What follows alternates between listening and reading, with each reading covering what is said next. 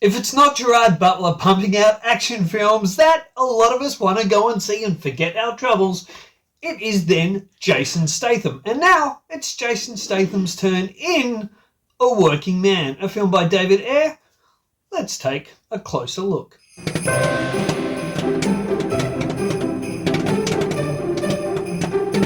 Welcome to Stevie G Talks Movies. Guys, thank you so much for being here again.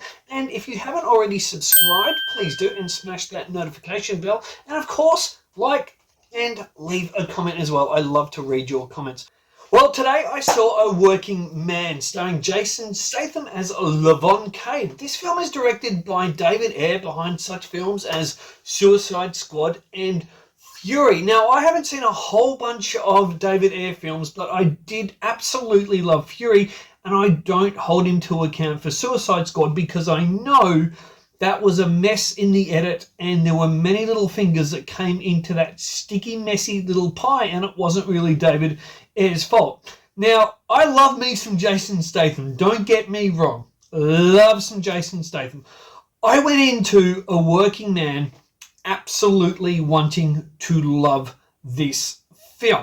And I'm going to get to my results in just a second. But first of all, the plot. It's very simple.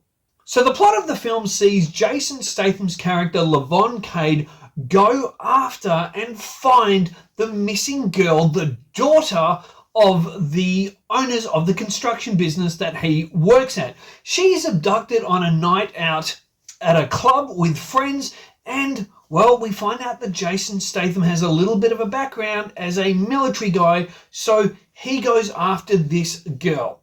Now, he goes after her because, in a way, he sees her not like he sees his daughter, but he is a father. And the film sets up very quickly that he's a father. There's a strained relationship between he and his daughter's grandfather, because Levon Cade's wife is dead. She's passed away. It's not a spoiler, guys, but she's passed away, and there is a very fractured relationship there because Levon Cade is quite a violent man.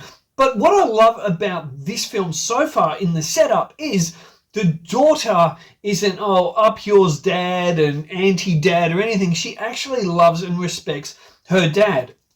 Now, getting on to my overall thoughts of the film. Well, as I said, I wanted to love this film. Sadly, guys, this really disappointed me. Why? It disappointed me because this is a generic action film. And when the screenplay is by Sylvester Stallone and David Ayer, it had such potential to be a fantastic film. But I walked out of the cinema, and I guarantee you most people will walk out of the cinema and go, meh, what's for dinner? This is generic. Now, there's some cool action scenes, but the problem is, I think David Ayer, when he's directing, he's probably got anywhere between 4 and 6 cameras running, so he believes with his editor, they have to show you every little bit of footage, and it's cut. If you don't have epilepsy, you will probably get epilepsy watching this film, and everything is so tight. Now, when there's a fight inside a minivan and it's creative and it's fun, I understand it's in a tight area. But when we're in bigger sets that are wider, everything is done in close-up. And I'll give you an example. I think it's done in close-up to fudge the reality of certain situations. So, for clear example, we're in a room wide enough, it's a decent set, there's no need to do close-ups on it, but Levon Cade is surrounded by like 8 massive guys. There is no way in reality he could beat these people. These are massive, tough bastards that are going to kill him. But what David Ayer does is he cheats the audience by putting everything in close-up, so you literally just see, and you don't see, if you were on a wider angle, you would see these guys standing there waiting to take their turn to beat this guy up. When in reality, they could all just grab him, put him on the ground, and kill him. So the film is a bit of a cheat. It cheats overall, and with the character, there's just not enough character set up. It gives you an influence of who Levon Cade is, tells you who he is, but at the start, I'll give you an example. Michael Penner's character, who plays the father of the missing girl, you don't get to see their relationship build out, and you don't get to see him discover that Levon is an ex-British Marine. He just says a line, it's literally thrown away by, hey, my father was a Green Beret. I can spot him a mile away. So he instantly knew he was a former Marine as well. The film is filled with this, and there's too many characters in this film. There's no real one villain. There's like 100 different villains. They're so cartoonish and they're so stereotyped, it's hard to really get a grasp on them.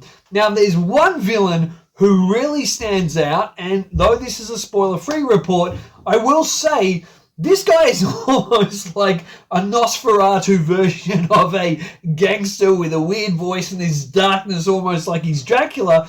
And of course, well, I'm not saying who he is, but they leave this character living because they want you to go and see the sequel. This is so set up for a sequel, but unfortunately, this film is just not developed enough. It's not interesting enough. Yes, it's filled with action, and the last half hour, boom, boom, boom, lots of action, but do you really care? Because we never really get to care about the relationship between the abducted girl and Levon K, Jason Statham's character. So unfortunately, guys, it's convoluted, it's very samey, action's too tight, and to be honest, you're probably better off saving your money or maybe going to see something else. That's my honest review, guys. Tell me what you guys think in the comment section below. Have you seen A Working Man? If so, what did you think about it? Guys, I'm going to score this a 5 out of 10, and I'm giving this a C. It's a pass mark, but unfortunately, I wanted to love this film, so that's all I can give it. I hope when they do a sequel that they just make it a lot better than what this is. And thank you guys so much for watching this. Guys, don't forget to smash that notification bell so you get to see my latest review here at Stevie G Talks Movies. And until next time, look a bit deeper into film.